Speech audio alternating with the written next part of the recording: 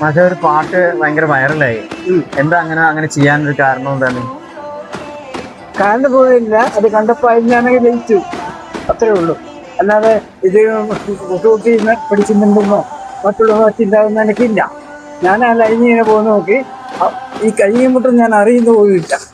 ജന്മഭാഷയുള്ളതാണേ, കാണുന്നറിയാം, കലാഭാഷ ഉണ്ട് എനിക്ക്. തബല വായിക്കും, ഹാർമോണിയം വായിക്കും.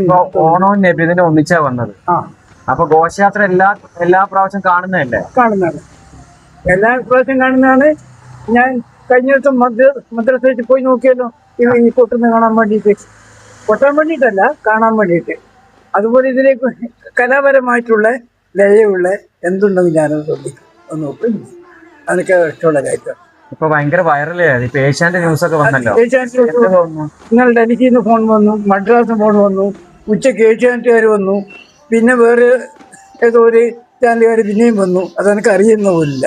അതുകൊണ്ട് ഇപ്പൊ ഇവര് വിളിച്ചപ്പോ എനിക്ക് തോന്നി ആരും വിളിക്കുന്നു. ഫോണ് റിങ് ചെയ്യാതെ കൊണ്ടാണ് ഞാൻ വരാതെ. നല്ല പേര് വന്നതിന് ഇടയ്ക്ക് മഴയും പെയ്തളഞ്ഞു. ഇപ്പൊ ശരിക്കും കറക്റ്റ് ആയിട്ട് കൈ കൊണ്ട് കൊട്ടുന്നുണ്ട് അത്. ആ, പഠിച്ചിട്ടുണ്ടോ? ഇല്ല, ആ വെപ്പുള്ള സാധനം എനിക്ക് അറിയയില്ല, തൊട്ടിട്ടുമില്ല. ജന്മനാ മാത്രം ഉണ്ടെങ്കിൽ നമുക്ക് ഇതെല്ലാം വന്നു ചേരും. ഏത് ഈ കലാപരിപാടി കണ്ടാൽ മതി, കുറച്ചേരം നോക്കിയാൽ മതി. ഇപ്പൊ ആരാ വീഡിയോ എടുത്തത്?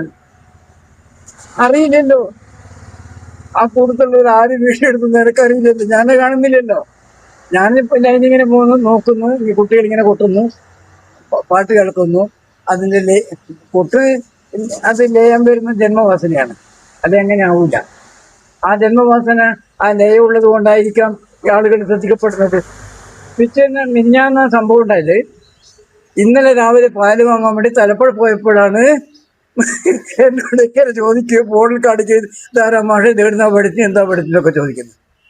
ഇന്നലെ കുട്ടികളെ നബിദിനുണ്ടായിരുന്നു, ഞാൻ ഉച്ചക്ക് കാണാൻ വേണ്ടി പോയി. അപ്പോൾ ചിന്തമാഷ് കൂടുന്നുണ്ട്. അല്ല, പിള്ളേര് ചോദിച്ചോ കളിക്കാൻ കൂടുന്നുണ്ടോന്ന് ചോദിച്ചോ? ഇല്ല, വലിയ ആളുകള് എന്നോട് ചോദിച്ചു. ഞാൻ പറഞ്ഞു കുട്ടികളുടെ കൂടെ ഇല്ല, വലിയ ആളുടെ കൂടെ ആണെങ്കിൽ ഞാൻ പിറകിൽ നിൽക്കും, നിങ്ങൾ മുമ്പ് കൂട്ടുന്നു, ഞാൻ അനുകരിച്ച കൂട്ടും, അത്രയുള്ളൂ, വേറെ ഒന്നുമില്ല. ഇതെല്ലാം ജന്മവാസനയാണ്. ശരിക്കും ഓണവും നബിദിനും ഒന്നിച്ചാ വന്നത്. അപ്പൊ കുറെ നാളായിട്ട് റോട്ടിലൂടെ ഇങ്ങനെ നമ്മൾ ഘോഷയാത്ര പോകുന്ന കാണുന്നുണ്ടല്ലോ. അതെ അതെ. അപ്പൊ അതിന്റെ കൂടെ ഒരു താളം, ശരിക്കും അത് വൈറലുമായി.